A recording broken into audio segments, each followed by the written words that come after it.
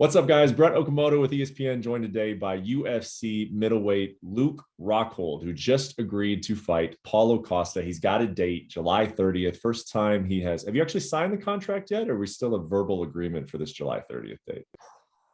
You know what? I'll sign the contract during this meeting right now. Oh, yeah? You have it? I got my inbox yesterday. Wow. And it's not me who was waiting on Paulo Costa's. He's complaining about weight and trying to find every other avenue. So I've been waiting for this fight for about 2 months. I don't know. It feels like 2 months. I'm not sure how long now, but we're on. Well, I mean, there's a lot I want to talk to you about, but since we're getting right into it, what was he talking about with weight? What was the conversation there? I really don't know. I mean, I think he didn't want to agree to like the penalties of missing weight, but he wanted to fight at 85 and a bunch of different things. So, I mean, as people do have their concerns with me, of course, I've had wave of injuries and things like that coming into a fight and agreeing to a fight, but like coming to a fight, I want to know a guy's going to weight. Mm-hmm. I've had that before with UL and people, they miss weight to get advantages. I think certain people, because they're mentally beaten, so they want to gain an advantage some other way. I'm not going to say that's Charles Oliveira's case, because I think that was a stupid situation. Mm-hmm. I don't think he deserved. I think the UFC might have played him a little bit to get a little bit of power in their hands. But who knows? Who the fuck knows? But I'm here to fight at the weight I've signed up for. I've contracted, and I'm ready to go. Mentally prepare yourself. You get to that point, and you're ready to go. So I got to ask, man, I mean, this means a lot to you, clearly, I mean, you made the decision that like, you're going to come back and you're going to come back right. You're going to come back correct.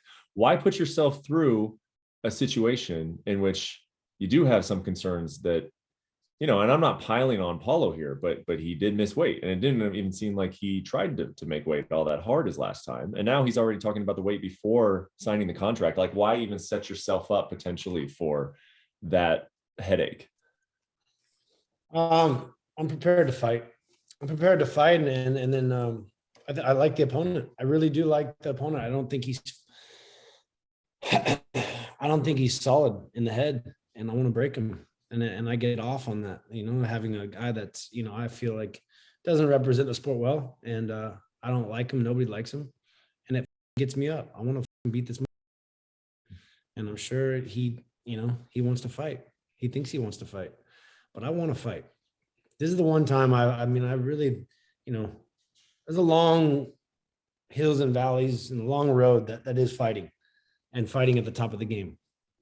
And you lose your momentum. You lose your hunger, your dog, in so many ways, and you get distracted. And, I needed some time off. I needed a few years just to do what the fuck I wanted to do when I wanted to do it. Go travel, go do all these things I've missed because of a fight coming up or recovering from a fight. I've missed so many things in life. And so I kind of lost that kind of hunger, I guess you'd say.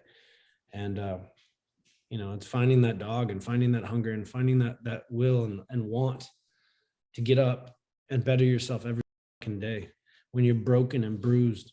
That was the biggest test for me. It's like, I think I want to fight. I'm really kind of feeling it. But then to get in here and have 3 months, last 3 months, I haven't had a drink alcohol. I've just been training nonstop every day and preparing my body to get into a fight, to see if I mentally wanted to fight, if I'm ready, going through this grueling process. And when you're broken and bruised and you want to get back up and you got to get back in the gym, you got to go fight these little kids. They're trying to take your head off. And I have it. I found that dog. I'm ready. I'm hungry to do it. And I want to take that little mangy mutt and fucking throw him in the gutter. Yeah. And I'm like fascinated by some of the the psychology of getting back into this, but I want to real quick before I forget. So what happens if he misses weight?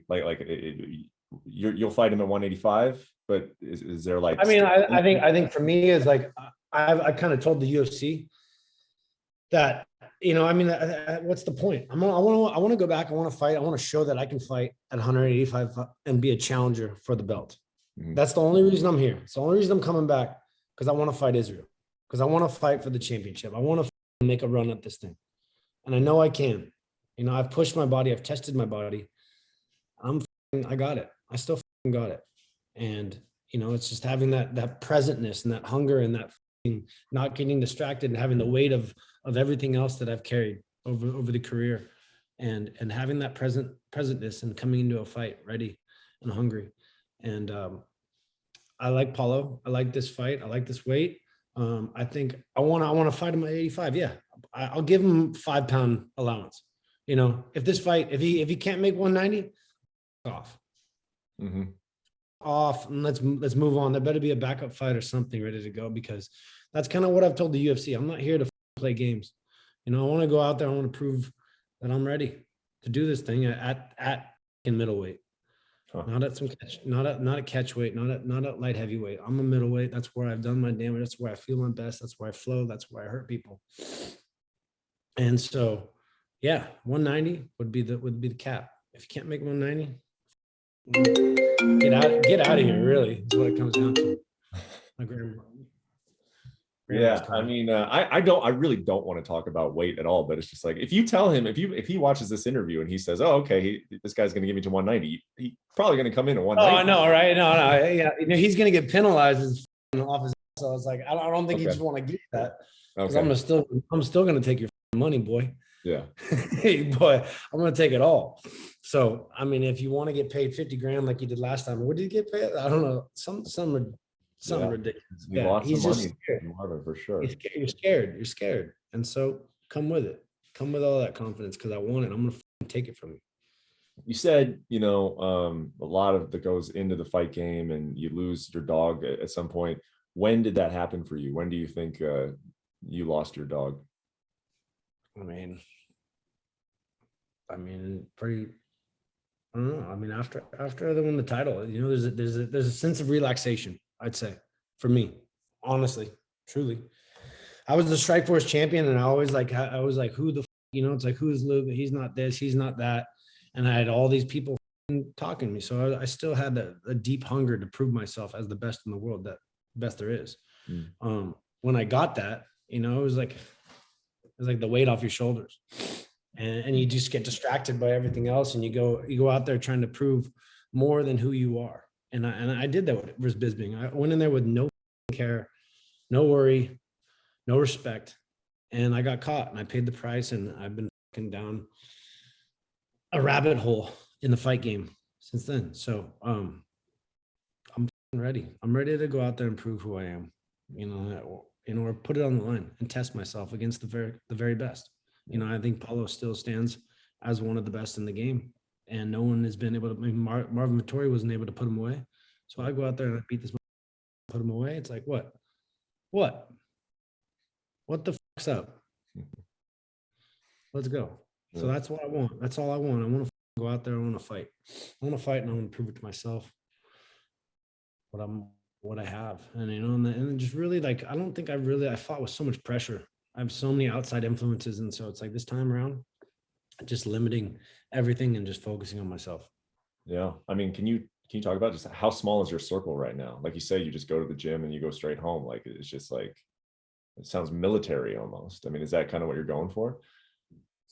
I wouldn't say like full military, you know. It's like I've also had to learn how to recover, you know what I mean? Like how to nurture the body, you know. And this last few years, I've really been understanding of the harmony between training and recovery, and putting that all together, and really realizing and understanding what is the best forms of recovery to get my body to peak wellness. And ice baths, immersion therapy, saunas, and decompression, elongation of the body. You know, I mean, we're constantly compressing our bodies. And so, like, the more you can open your body up and create movement, flexibility, and length, you're going to create blood flow and not have those moments where, you know, you create injuries and all these things that have mounted over the years and that have kept me from fighting. Mm-hmm. So I've had a lot of serious surgeries and injuries, and navigating the waters of health have been big for me. And so the last few years, I've dedicated so much time and energy to all the expertise of recovery and healing and figuring out what is the best. And it's hard to beat the good old ice bath, you know. That the contrast therapy is the source of life. It's circulation. It's a pump that filters out inflammation and everything else. And so really being diligent and stretching and movement, and obviously massage and assisted stretching, and then saunas and ice baths and supplementation too, you know, getting the right people, you know. There's so many like biohackers out there and bio teams, and I've never really paid too much attention to my nutrition and diet. I've always gotten away with just being me. And so this time around, while these other guys are taking those extracurricular routes, I'm trying to do it as right as I can as possible. And I feel amazing. I don't feel hungry. I feel like, so, I mean, there was some talk, you were calling for a fight with Khamzat. You were saying, I'll fight Darren Till in London, and now Paulo Costa. I mean, these are tough fights, you know? I mean, if you were in the sport of boxing, like there'd be tune-up fights. And like, we talk about tune-up fights in MMA like they don't exist, but like why you gotta, I mean, had you gotten Khamzat, that's like, all of a sudden everybody's saying he's the next guy. I mean, Darren, I know he's going through a little bit of a skid. That guy can crack. And if you would have gone over to London, I mean, that's a challenging first fight in your first fight 3 years back. And now Paulo, who's this dangerous power puncher. Like, what does that just, you know, you'll be motivated in the gym, or like why ask for these tough fights when you probably don't necessarily have to? It gets me up in the morning.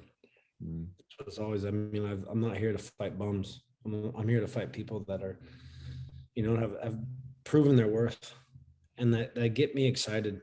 You know, I don't get excited to like get up and fight idiots. I mean, honestly, the Sean Strickland thing was like, it wasn't that motivating.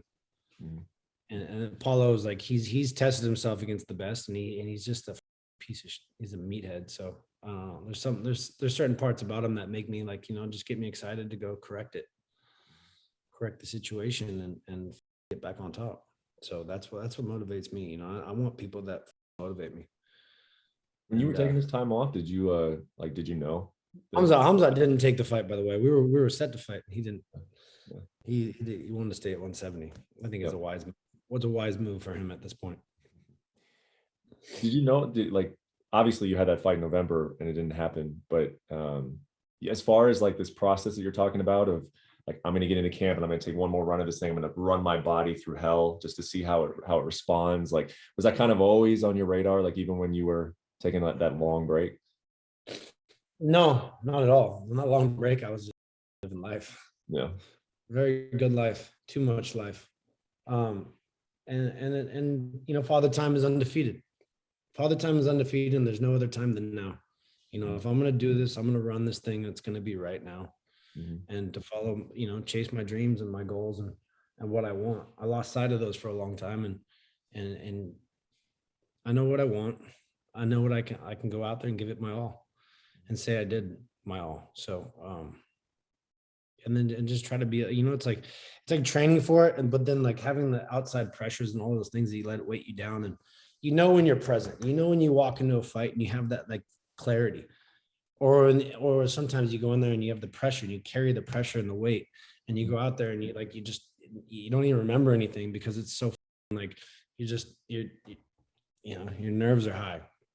And so resetting your brain and preparing yourself mentally for that state of mind, that is that war.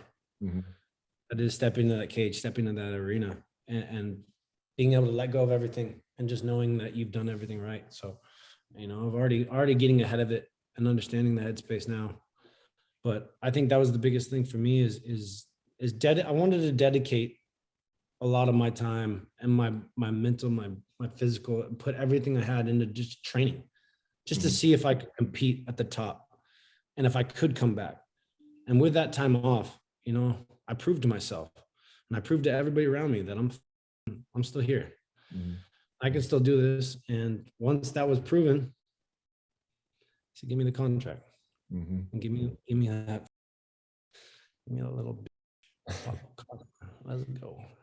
It's cool because listening to you talk, I mean, it seems like it's like very present. Like I want all this for right now. You know, I want to push myself and get the most out of my talents. That's like what I'm hearing.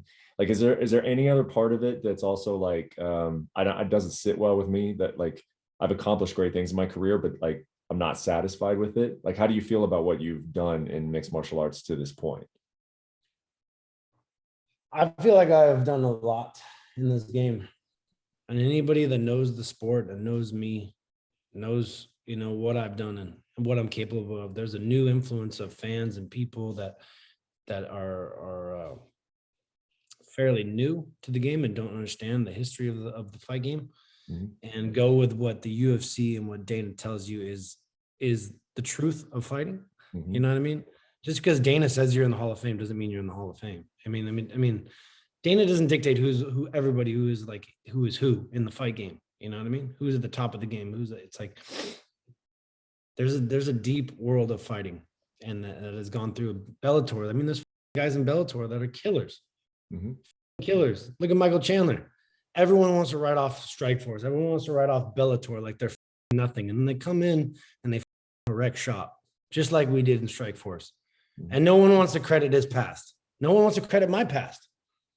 I went in, I lost to Vitor Belfort on steroids, and I stormed through the whole division. I took the title. I was the best in Strikeforce. You, everybody else.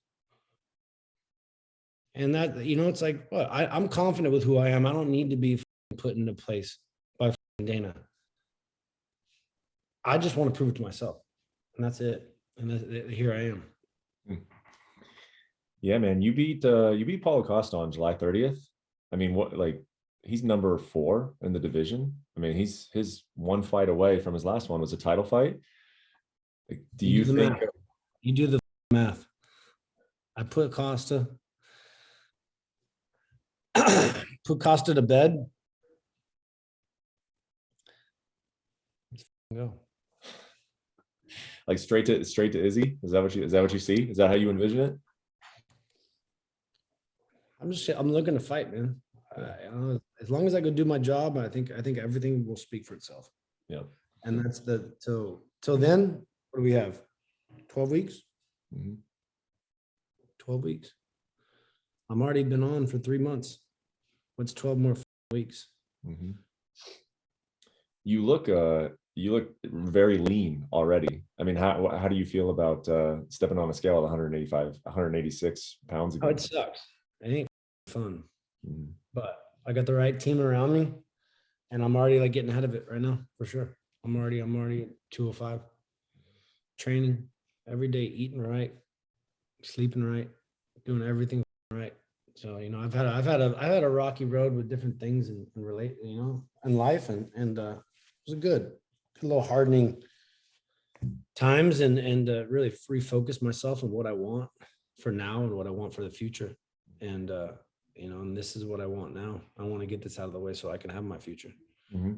I've heard you say that in another interview that you've noticed, that people say, looks like a bad matchup for you on paper.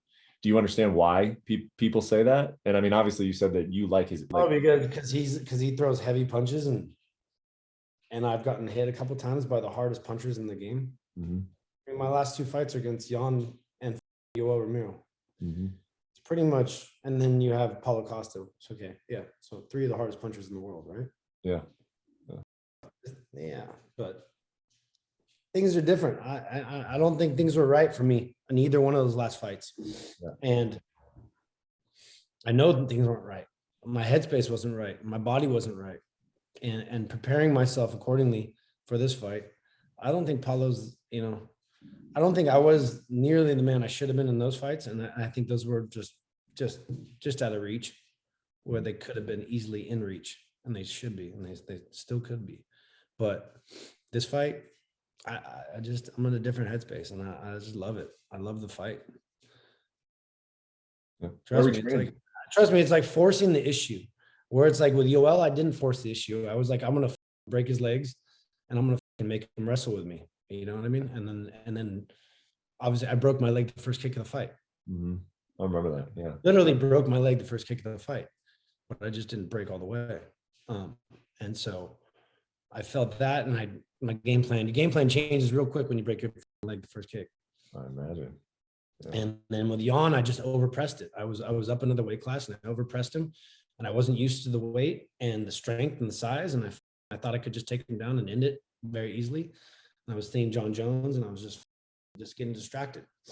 And I blew myself out right away. And I got out of the clinch. Immediately the moment I got out of the clinch, I was just dead arms. And I got caught. and it spun the tail right there. Yeah. And so this one is just really just being the old me, is just waiting for the fight, knowing that I'm a hunter. I'm gonna stalk you. I'm gonna hunt you, and I have everything to beat you. Mm-hmm. You know, I can trust me. You will feel my threat on the feet. I'm a big threat there for this guy. But if he slips, if he falls, if I take him down, there's no way in hell he's ever going to get back up. Mm-hmm. It's going to be over quick. And so he has to know that in the back of his head. When he comes in charging, you know, I'm going to blast him. I'm going to throw knees. I'm going to throw kicks. I'm going to throw shots. I'm going to counter him. But if he slips, if he falls, or if I take him down, if I get under him, you're done. Mm-hmm. It's over. You're not getting up. And he's going to, you know, wrestling, whatever. He might shut me off once, twice. He ain't going to hit that. Those explosive bursts ain't going to be there more than a few times. Mm-hmm. So I feel it, and I see this fight. I run it through my head so many times, and people can run it their own math in their head, but I know my math. Where are we training? I know my fight anatomy, fight trigonometry, whatever. I'm just ready, man. I'm ready. They got the contract. Let's sign the contract. Huh? Yeah, go ahead, do it. I mean, I wasn't expecting this. This just came into your inbox today, huh? Let's sign it, dude. This came back in, yeah. Tracy Long. Yeah. And so before this, the last contract you had signed was for Sean and MSG, and this was like that was last November, right? So it's been like 6 months or so probably since you've signed a UFC contract. It's been a while. Feels good. Let's do this thing, man. I'm just ready. It's all electronic these days. You just punch a button, or you actually sign your name. Just punch a button, yeah. Here we go.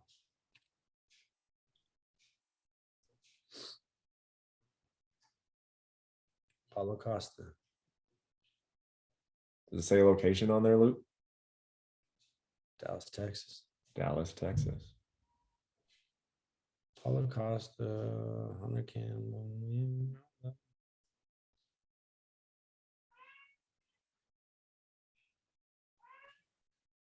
What's today's date? Today's date, huh? Today is the 11th, I think, right? Yeah. These little apps are beautiful. Lucy, chill. No, chill out.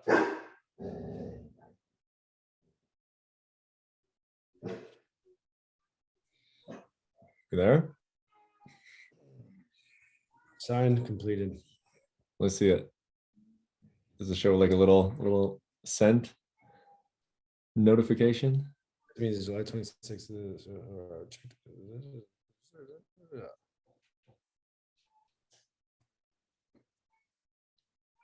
There it is. Luke Rockhold, May 11th, 2022. To sign Paulo Costa, fight Paulo Costa on July 30th in Dallas, Texas. You have any good memories in Dallas, Texas? I feel like Strikeforce used to go there. You have any big moments? Dallas, Texas. I don't know. Texas. My fondest memory from Texas was Kane and Dos Santos. Yeah, Houston. Kane and Dos Santos. Dos Santos, when Kane charged him, broke the cage. Yeah. Broke the cage. The cage was broke with the two biggest guys in the UFC just colliding through it. And they were like falling through the cage. And I remember like me and Uriah Faber were just laughing our asses off. And they're like trying to hold the cage up. Yeah. And the guy had shaved in the back of his head. He said gatekeeper. and the cage is falling on him. The cage is falling on him. And like they're calling all the guys to like push the cage back up. What's the last thing I remember about fights in Texas? Wild times. Yeah. Yeah. God bless Kane, man. I'm praying for him. Yeah. We all want you back, buddy. Yeah. Hope you come back soon. It's not fair. It's not a fair world we live in. No. Well, dude, it was an honor for me to sit on the interview while you sign your contract. I guess the last thing I'll ask you, and you kind of did this already, but we'll do this just one last time to finish the interview. Message to Paulo Costa. You got 12 weeks before you're supposed to see this guy. He's obviously starting to camp. Any message you want to send to the guy before your fight 3 months from now? Just lay off the wine, boy. By the way, last thing, do you believe that? Do you believe he got drunk on wine right before he fought Israel? No, I believe he's the dumbest in the world, and he come up with a story like that. That just proves to him how stupid he is. Just like missing weight twice. What I mean, just nothing he does makes any sense. No one has any respect, and I'm going to disrespect you. July 30th. Dude, it's I give you credit, man. Coming back after a 3-year layoff now, 3-year layoff, and you're going to fight Paulo Costa. It's a tough fight. So I haven't. Let's go. I haven't forgotten anything that you've done. I haven't forgotten anything you've done. One of the best middleweights to ever do it. And best of luck with the rest of your camp, man. I'm excited to see what Luke Rockhold looks like when he's got the dog back in him. Thanks for watching ESPN on YouTube. For live streaming sports and premium content, subscribe to ESPN+.